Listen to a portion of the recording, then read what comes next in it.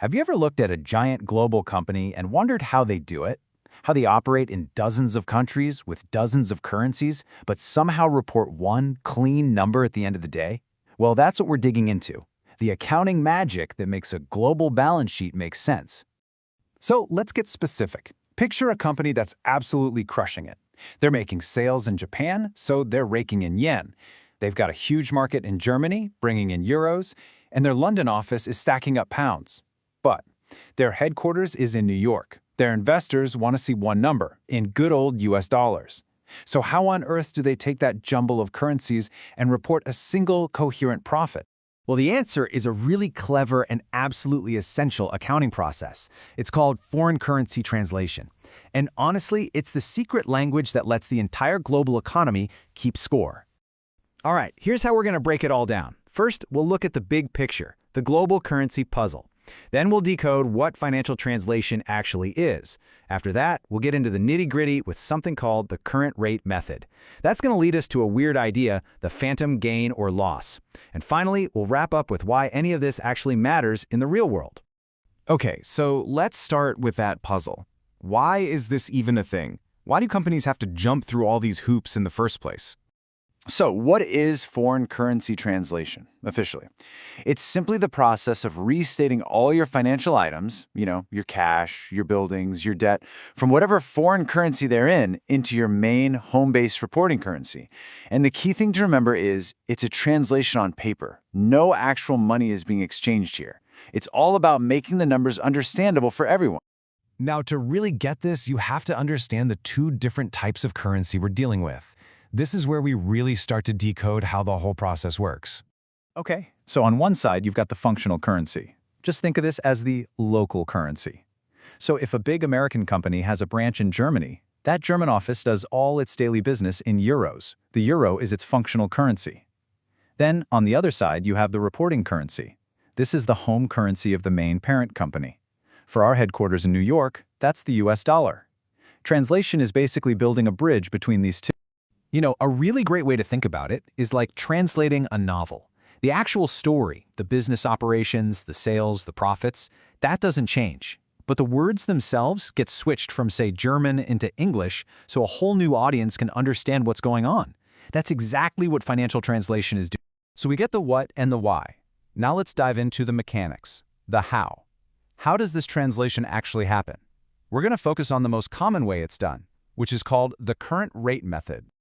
On the surface, the idea here is pretty simple. You take all the financial items from your foreign branch and you translate them using the exchange rate from the very last day of the reporting period. It's kind of like taking a financial snapshot at one specific moment in time. Sounds neat and tidy, right?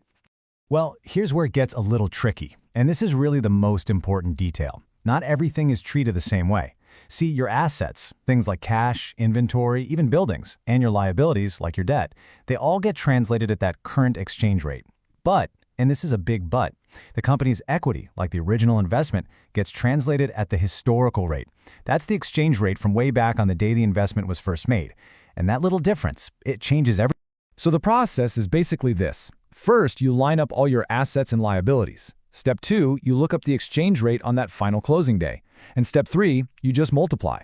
It seems so straightforward, but because of that one little exception with equity, this simple process creates a very interesting side effect. And that side effect brings us right here to the phantom gain or loss. This is what happens when the clean, orderly world of accounting crashes into the messy, chaotic world of global currency markets. So think about it. Exchange rates are bouncing around all year long, right? And because we're using different rates, the current one for assets and the old historical one for equity, suddenly the most basic rule in accounting, assets equals liabilities plus equity, it doesn't balance anymore after you do the translation. The math just doesn't work. And the result is you need a plug number to make it all balance again. That number is called a translation adjustment. And we're not talking about a rounding error here. A huge company could easily end up with a negative adjustment of, say, $500 million. It's not a real loss from selling stuff, it's a phantom loss that just appeared out of thin air because currencies moved.